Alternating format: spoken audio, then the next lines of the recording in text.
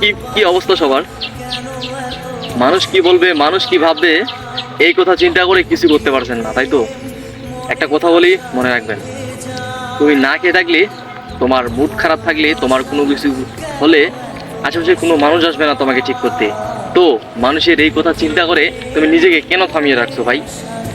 চেষ্টা করো এবং সময়কে কাজে লেগে নিজেকে পরিবর্তন করো, পরিশ্রম করো। দেখবে যেদিন তুমি সাকসেস হবে, যেদিন তুমি সফল হবে, আশেপাশে প্রত্যেকটা মানুষ তোমার কাছে এসে তোমাকে বাহবা দিবে, তোমাকে সম্মান জানবে, সম্মান করবে।